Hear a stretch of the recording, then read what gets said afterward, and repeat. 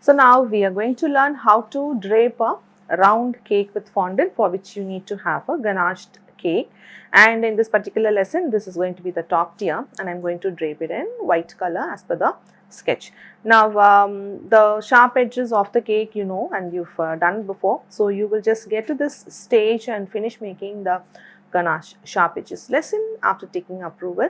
And right now we here, and I'm just going to start with working on the fondant. Now I just going to set it aside. Before that, you can see this has been in the fridge, and then it has been lying out for about an hour or two. But there is condensation that is going on that you can see, but we just kind of need to wait until the condensation completely stops, and only then you will know that the ganache is going to be quite firm.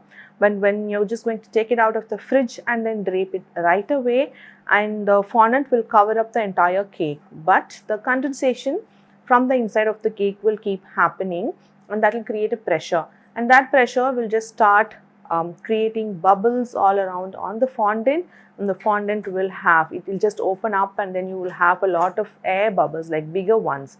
When you know that your fondant is just bubbling out, it means that you have draped it when it was still cold and when it was still condensing. So it is very important for you to allow the water to come out completely, and then we could just brush off. Once you know that there is no more water coming out of condensation, you could just brush it off, and then we know that we are good to drape the cake, the ganache cake, with fondant. Okay, so I'm just going to set this aside. So I have the craft mat here with me. You could use a A1 size, so you know you could just drape even like really bigger cakes, and this is the A2 that I use. And so the first thing is, I have this acrylic board, and this is the board that I had used to frost my ganache cake, and this is the top board.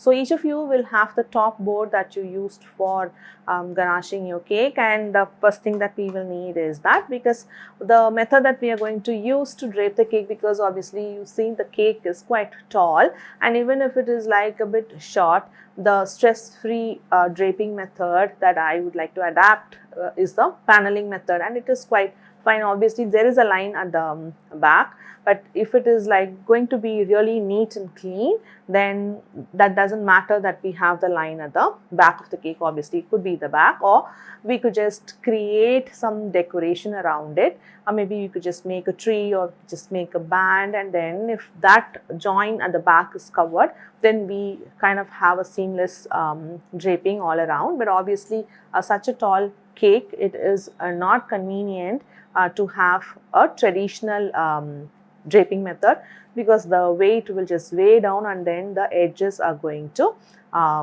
crack or tear up. So this one is my guideline to cut out a circle disc of fondant that I will place on top of my ganached cake. Okay, so that will be the first thing that I will do. And so the fondant, it is just removed. So it is a ready-made fondant, and as long as we are getting a good stock of fondant that's available readily in the market, I prefer to use the ready-made ones. But just learning to make our own just comes with an advantage, in case there are times when we just do not have the stock of fondant. We just need to be equipped to be able to make our own.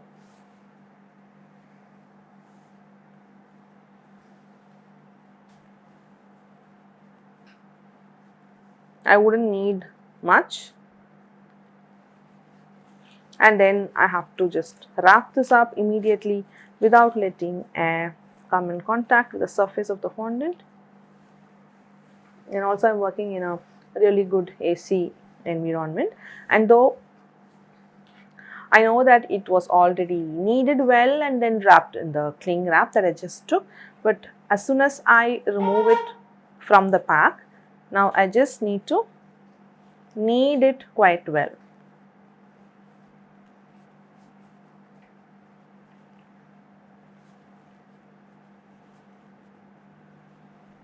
Now you know it just kind of stretches and feels smooth once you know it has got kneaded pretty well.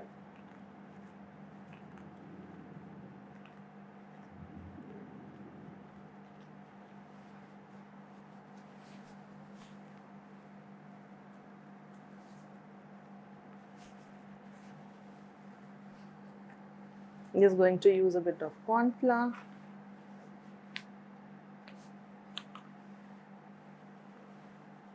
Dust my counter or the craft mat with corn flour.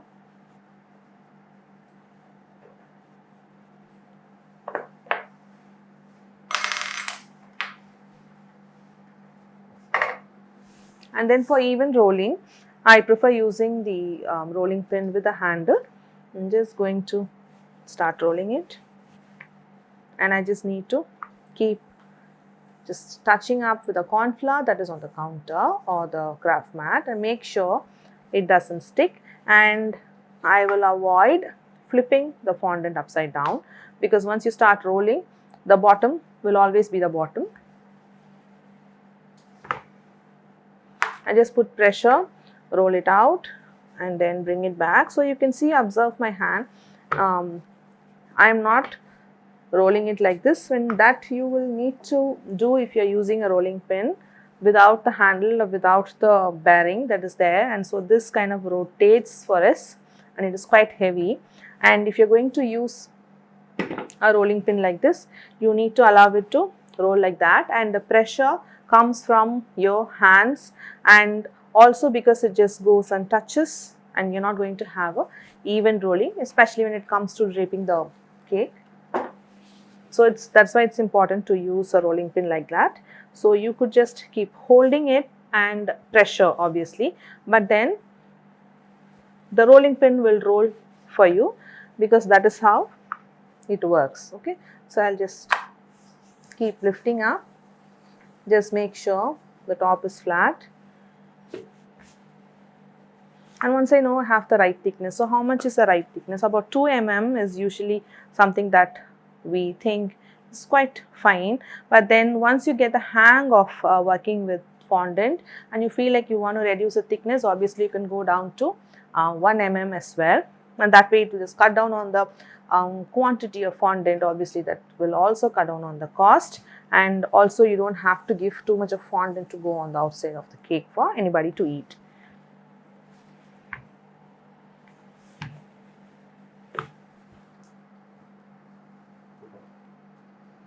And now the goal is to cut a disc of the size. So I should have draped something that is bigger than that, and now the fondant will be quite soft. And now if I'm just going to lift it up and then put it on the cake right away, then it is going to be a bit too stretchy for me to even cut out. So what I'm going to do right now is to have a butter paper and just a bit of dusting of corn flour, and place the sheet of fondant.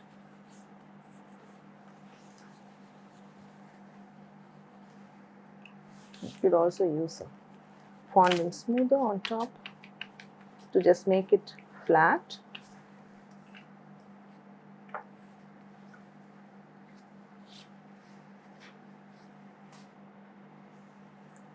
I'm going to place the acrylic board on top, and then just go on and use a craft knife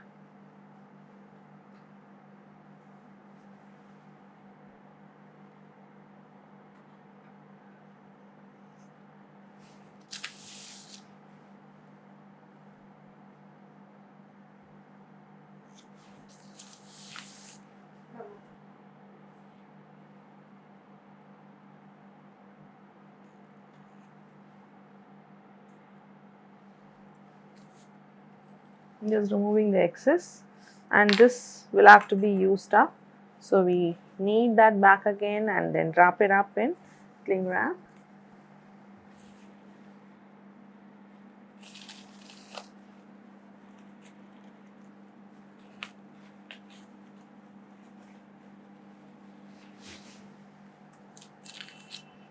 And onto this, I'll just check if there are no jagged edges and it's a clean cut. And if we have to just place it on the cake, and if it is the exact right size, sometimes because the fondant will just stretch and then become a little smaller, or sometimes it is just hanging out on the outside. So we might have to cut after placing it on the cake as well. So I just removed the acrylic board, and what I'm going to do, just allow this to be there. I'm going to set it aside and then let it dry up for some time, and that will allow the fondant to become a little more stiff and stable. So when I'm going to lift it and then place it on the cake, now it is not going to be stretchy. But now if it was on the board and then I've just cut it out, and if I'm going to lift it and then place it on the cake, I would be stretching the fondant a bit, and so this circle shape will just get distorted a little bit, and that I want to avoid. For that reason, I will just place this aside now, but that will be the first step I will do. So I keep enough time for this disc to dry up and then become a bit more stable. So now for the next step is the wrapping around of the fondant on the sides of the cake. So for which I have just picked up a little more quantity of fondant, and I am just kneading it, making it a bit more stretchy.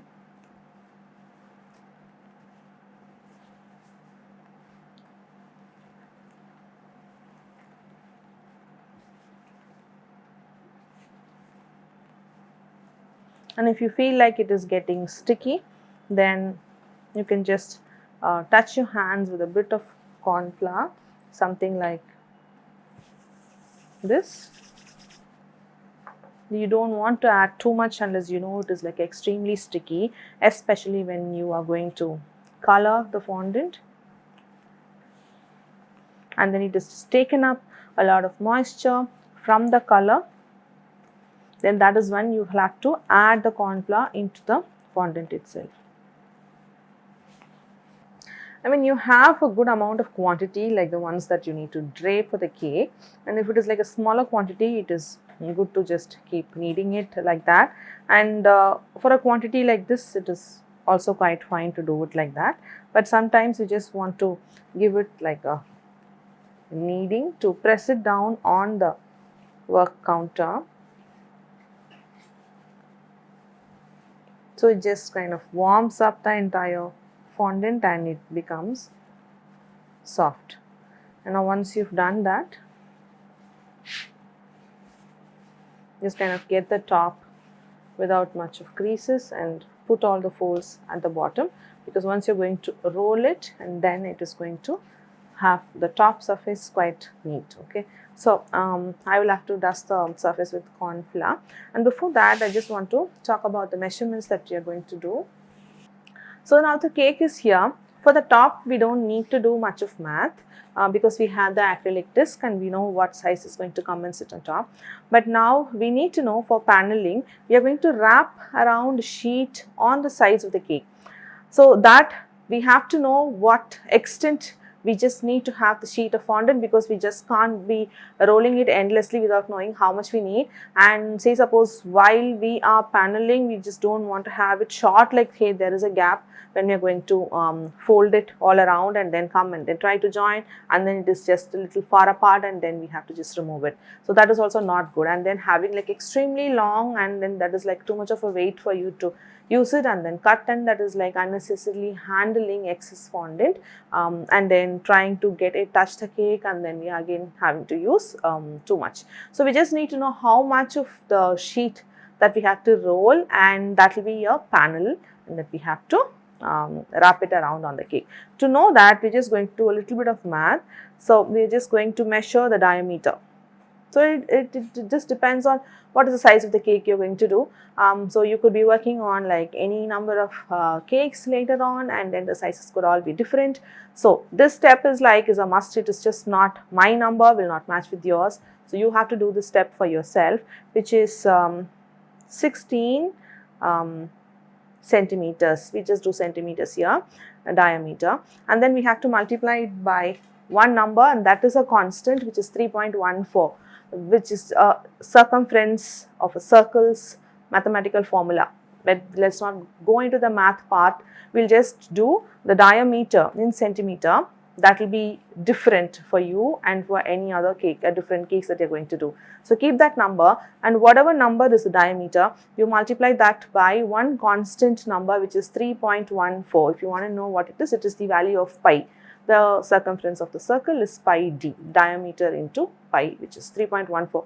So I am multiplying 16 into 3.14 and I have a 50 point some odd.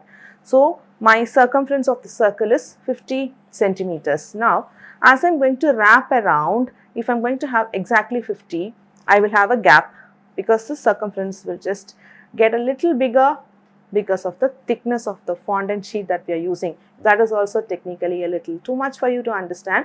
Just keep in mind that you have the diameter multiplied by 3.14. Whatever number you get, you are going to have like about 5 centimeters extra to the answer that you got. In my case, it is 16 centimeters into 3.14. I have a 50 point odd and I am going to have a 55 centimeters of my stretch of the fondant. And the next thing that I want to know, so I know how much of this sheet, this side of the sheet that I need, which is 55 centimeters, and then how much of the sheet should I have from this extent to that extent as I am rolling, right? So from here to there as I am rolling will be the height of the cake, and that is pretty straightforward. So I just do height of the cake, I am just going to measure, it is about 12.5 to about 13. So I am just going to have 13, and so if there is excess, that will give me the leverage to cut.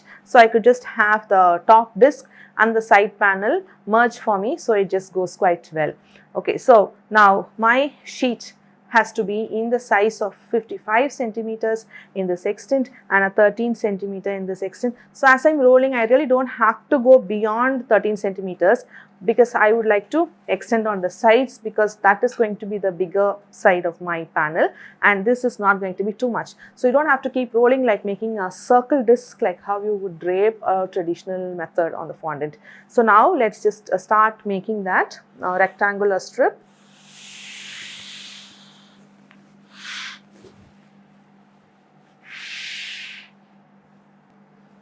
So here I'm just going to dust corn flour, and this is going to be a bigger sheet, right? So enough corn flour.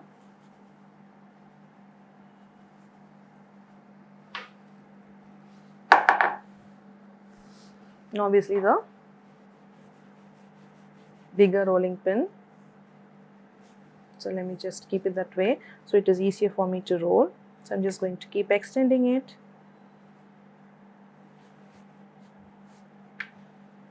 So as long as the fondant moves as you're rolling, which means there is quite a good amount of corn flour under the sheet. Now, if your fondant that you're rolling is just staying in place and it is not thinning down anymore, it is not even moving from the place, it means your fondant is just stuck to your counter and there isn't enough corn flour. So you just need to make sure that you lift it quite frequently and then just grab the corn flour on the sheet and then just make sure this sheet of fondant moves, and then you lift the rolling pin and then go on and then roll, and that way it will just keep sliding and moving quite well.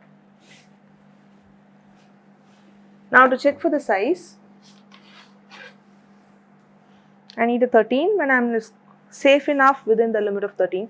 So I will be having 13 all over. When here obviously in these places I need to be extending and I need to have a 55, right? So I am somewhere around 30, but obviously I can't be using these places because that will not be 13 yet unless I just extend it out. So overall I will have to go on to 55, which means I still have some more rolling to do. So what I'm just going to do, turn it around this side and turn my mat around also, and then roll it. And now here this rounded part, I can just go at an angle like that. So I stretch it out so that part extends as well. So it's not narrow and we are not losing out on the 13 centimeter stretch.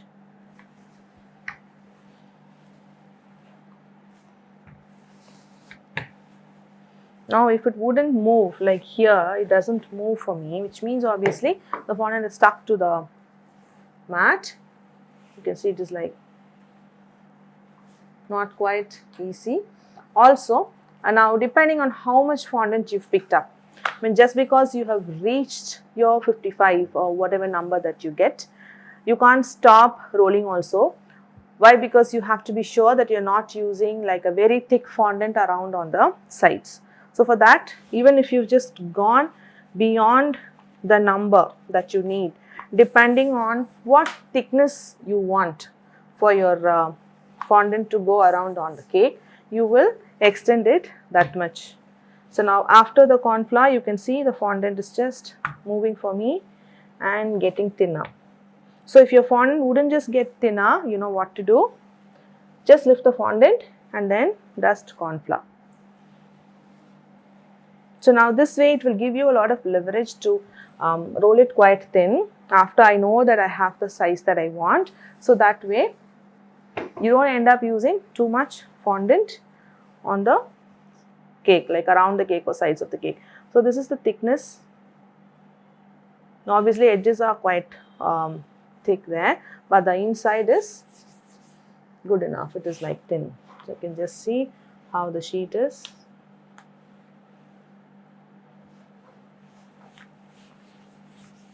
You obviously don't want to put your finger marks there, and also you could just use the fondant smoother. And then now let's check for the size. Obviously we know the 13 centimeter is here. I just want to have one side pretty much straight and clean cut. So I'm just picking up my pizza cutter and I'm going to first have a straight cut. It could go slanting, that doesn't matter, because we will match up with the bottom of the cake and fondant is stretchy, so that doesn't matter. But we just don't want to have the wavy part, we just need it straight. So you try and keep it as straight as possible. We just try not to go purposefully slanted. If it is like naturally a bit slant, that could be adjusted. Okay, so one side is done, and now let me just check if I have 55. So there is a 30 here, and then I will need about 25. I'm still short. So 30 will be somewhere here, right? It's just exactly right for a 25. So I need to extend it a little more. So just start, put the pressure all the way and then extend it out here.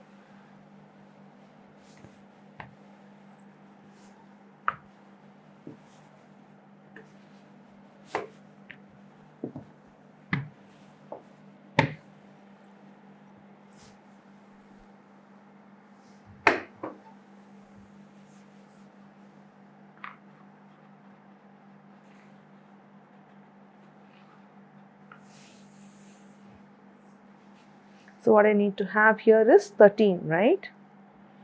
So I'm just going to keep my 13 mark here and then use my craft knife to make a 13 marking here, and then keep doing that at intervals.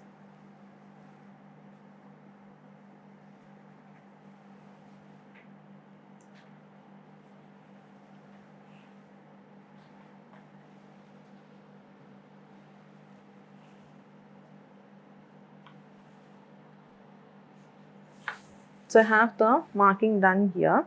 So what I'm going to do now is to keep my scale around here like a guideline, and then use the pizza cutter.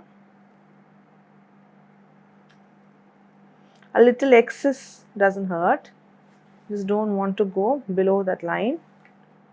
See, so there's a marking here and then a marking there. So I'll just run the pizza cutter through that marking and all the way down there. So now this is excess.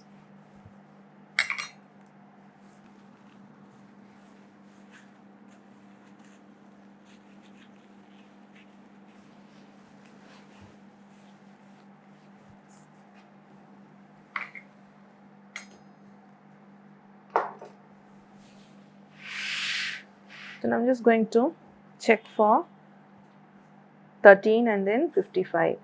So there's a 30 here and then about a 25. I have about till 29, so that is quite good. But now we see we just need to have it extended here at this part. So I just will make sure I'm not running short there or just have a gap.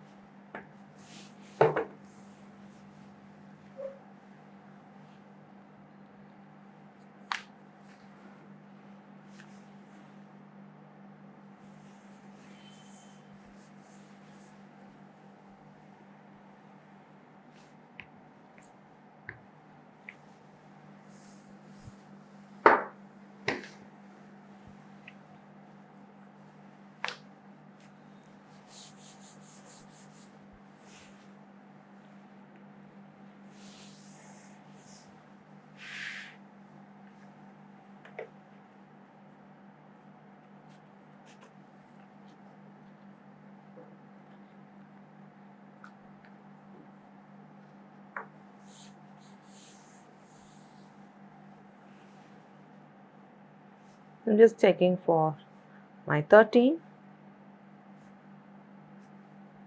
There's a bit excess here, but I'm just going to cut it out after it's been paneled on the cake. And now for my 30 stops here, and then the 25 is around in here, which is quite good. So what I will do is cut this out to just clean up. Because there is excess, I'm just going to keep the sides also straight.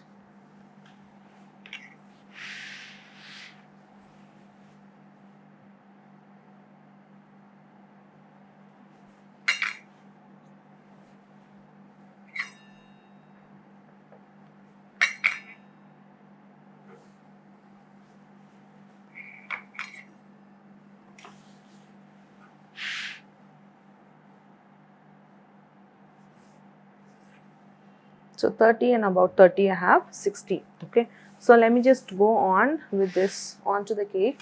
I have enough to just cover the entire sides of the cake now. I'm just going to keep it in the mat in the diagonal way, because if it was an A1 mat, then I'll have enough space. Now if it is A2 or anything smaller, obviously just going to run short of space to work on with bigger sheets of fondant. Okay, so for the next level, now this needs to go, and because we have measured everything and have it to the perfect size, now lifting it like that and then trying to place it with just the hands will stretch this entire thing and we'll just lose out on the smoothness that we have. We just want to retain the smoothness. So this is the surface that will be on the cake on the outside as well. To do that, we'll just shift to the 1 feet rolling pin, and what I'm going to do, I'm just going to place this rolling pin on the sheet and then align the bottom end, this one end of the rolling pin with this entire stretch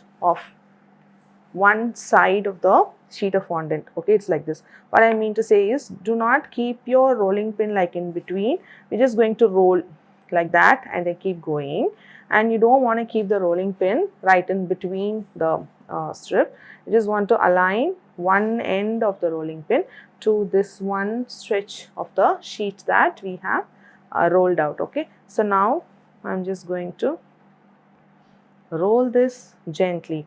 Now the side that is at the back, which is touching the craft mat, would have gotten a bit sticky, and it would, now if I'm just going to wrap it like that, allowing this side of the sheet, which is the bottom side, to go on touch this top side, they could stick, and when you're going to unroll it or go around on the sides, then it wouldn't just come out, but it could be sticky, and then you have to redo the entire step. So to avoid it getting sticky, you just need to have some corn flour, and you just need to dust it on the sticky side as we roll.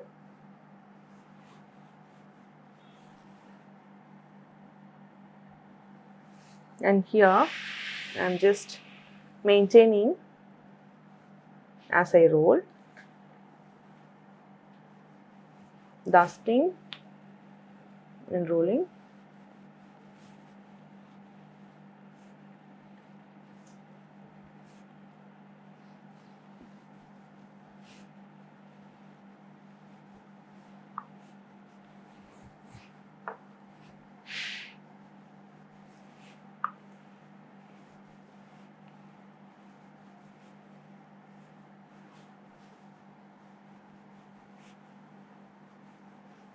So now I have rolled this entire stretch, and now it is with the rolling pin. Now just set this aside and get the cake in. So now the cake is there, and I'm just going to brush off the condensation, removing excess water. I know it is not condensing anymore. I'm just going to check on the sides if there is like too much water. But then if you just left it out, like it is completely dried, and you have to dab in a little bit of water if you have a dry surface ganache, and then just go on and brush water. But if it is the condensed water, and you have to make sure condensation is completely stopped as well. And on the sides, it's very important to make sure it is quite wet.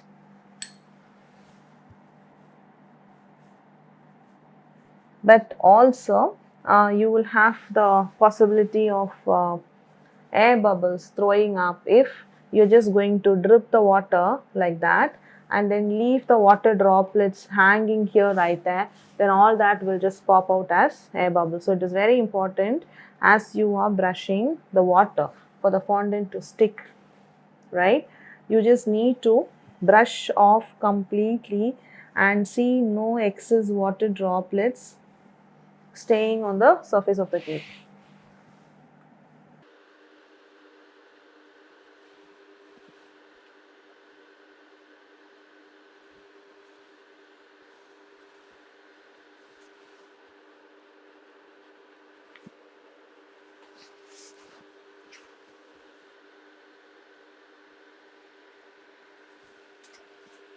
So I have covered that whole thing with water and no excess water that I see.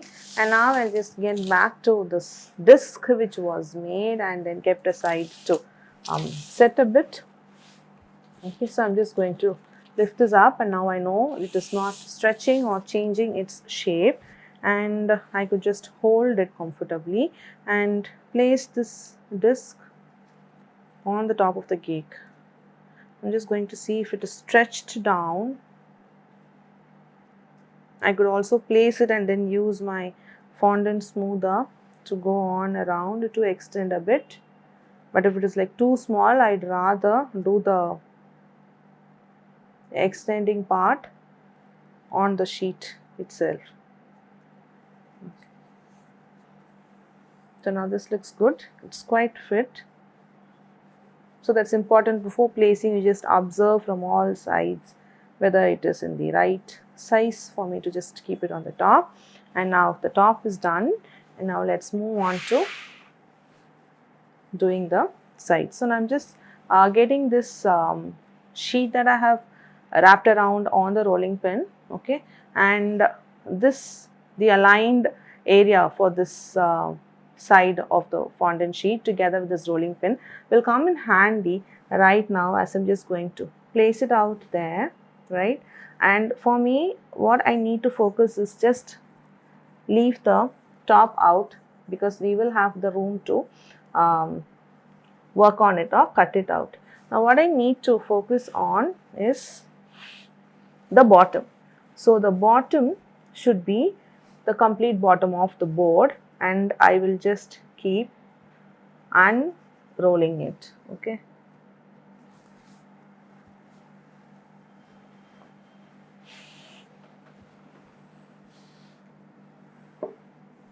Just focus on the bottom.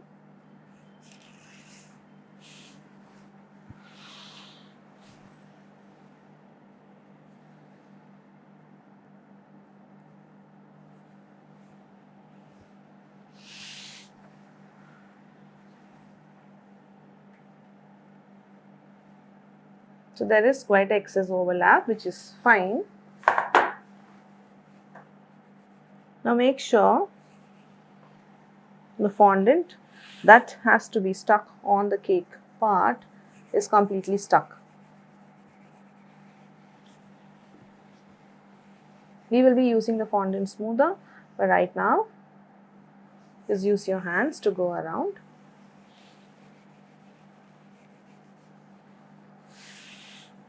So this excess would be like this, and now we're just going to cut that through as well. Now and these excess will also be cut through. So we just need to know the sides are quite soft and smooth. So and the next tool that we need here is a metal scraper that you use to do the boat to boat ganache or buttercream, right? So this is the straight tool that we could use to cut through the overlap. Now see, the starting part is just there that we can see it properly. So just not going to cut it exactly there, we're just going to cut it through at this place where the overlap is there, for which I'm just going to use the scraper. Now to start with, I just want to check if I'm doing it straight. So I just get to my eye level and place this scraper straight, make a marking first, okay, and so I know I'm not going to do that in a slanting way.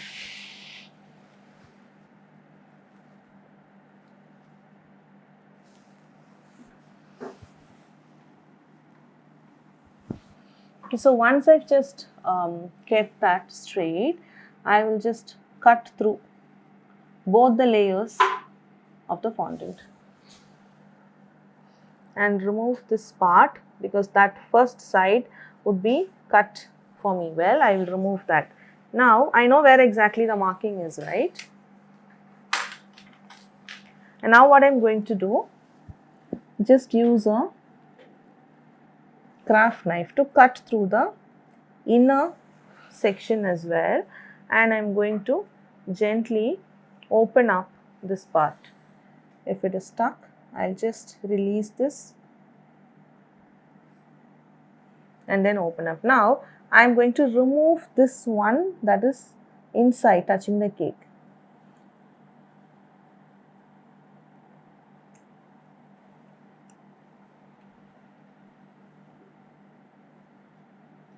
So this, I'm just going to trash it, and I'm going to gently put this back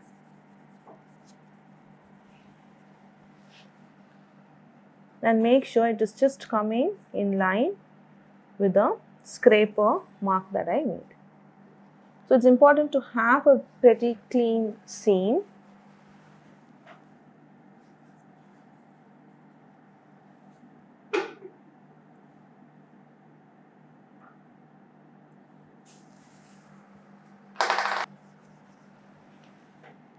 I'm just going to use the Dresden tool also to just clean it up. Then I see there is a bit of gap there, which I'm just going to get my smoother down and then get my fondant. So that will be my further steps. For right now, the seams are done and it is pretty clear, okay. So now I have this all around, and then for the next step, I'm just going to start using the fondant smoother. So now I'll just start using one smoother to begin with, especially with the paneling method. We just will be good enough to use one fondant smoother. We don't have to do the ironing part, as long as we have just not messed up on the edges. So I'm just going to get this pushed down a bit. Also, depending on how much moisture is there and how much sticky the fondant on the outside is getting, we might have to just dust a bit of corn flour. So using the smoother on the outside will just be helpful. I mean, it will just move out quite freely, or otherwise the fondant smoother is going to stick to the surface of the fondant on the outside. So I'm just going to gently push. Now I could have been a little more careful to see how that sheet was aligned to the board.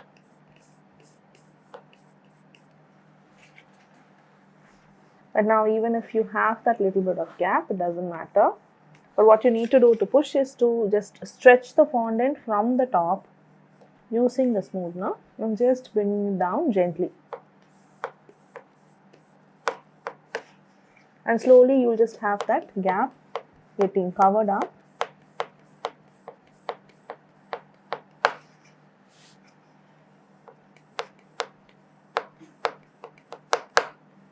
And as long as that gap is quite small, this trick will work.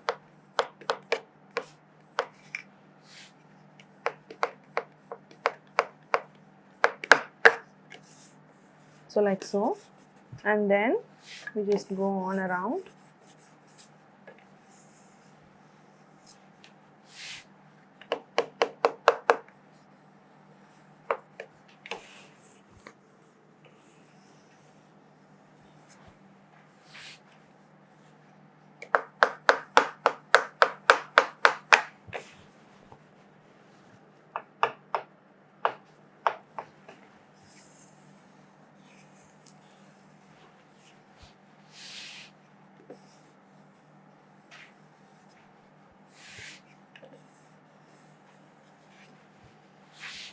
Just smooth it out. Also, we could just try and see to cut the excess here. And if the fondant is quite soft, at this stage you could just leave it out in room temperature or right under the AC for about an hour or so. And because by that time the fondant would be a little more stiffer, so cutting it through will just be easier for you. Or when the fondant is quite soft and you're just going to use a craft knife to cut through, then maybe it could just get pretty much stretchy and we will not have a clean cut. So let me just try to cut through.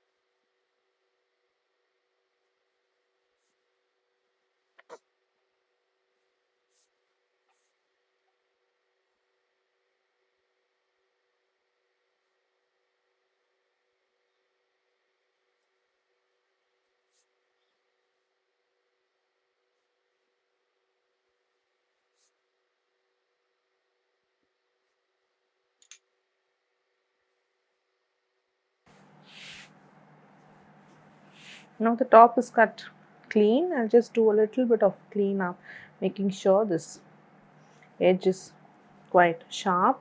You also want to have the gap between the top disc and the sides touching each other so you don't show the ganache on the inside. And I just want to go ahead and then cut this excess here.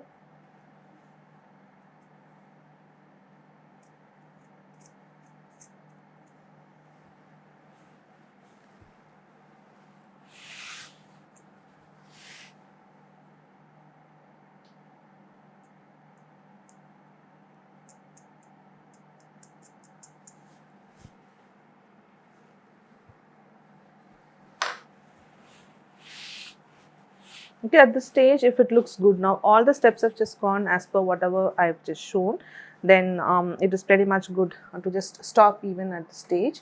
But in case if there is a little bit of mess up here on the edges as you cut through, possibilities that if you're just doing it for the first few times of your working with fondant draping, then you could have just cut it through, giving some jagged edges here on the top. At that time you will just need to use two fondant smoothers. So you just hold this here to support, because you don't want to use your hand to support. Just hold this one, and so ensure you have the flat end facing down and this entire side touches the cake, and you're just going to push it one bit, and you're going to push from the middle with little bit pressure, and this is the rounded side, and it will go and touch where this particular smoother is on the side. So you're just not going to push it here, you're just going to hold this here and very gently, now this will go and touch this smoother, and that way just keep moving it, okay, and gentle pressure. So keep moving this and let these both meet.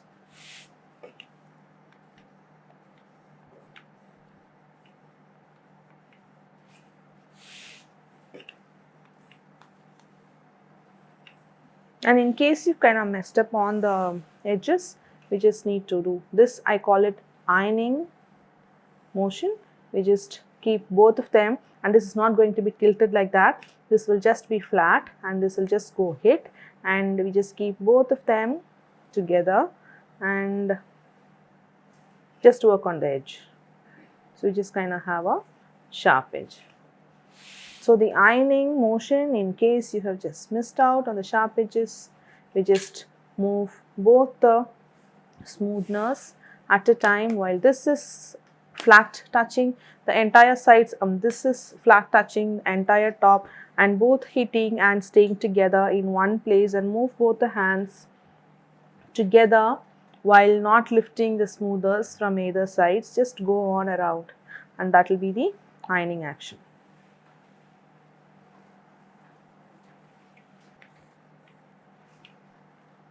So in case if you find the gap here, you could just use to push it on the top while holding this one as a support, and that way the top sheet of fondant and the side covering will just kind of merge.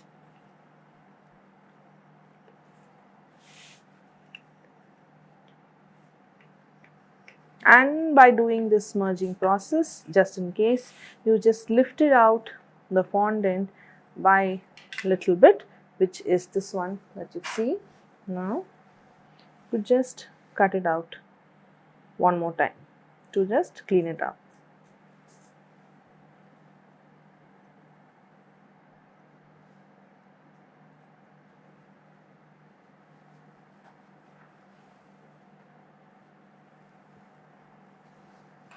Okay, so that there we have the completed sharp edges ganache cake that has been draped with fondant sharp edges and with a clean white finish. Now I'll catch you up in the next lesson. We have further more things to do to complete our 3D fondant cake.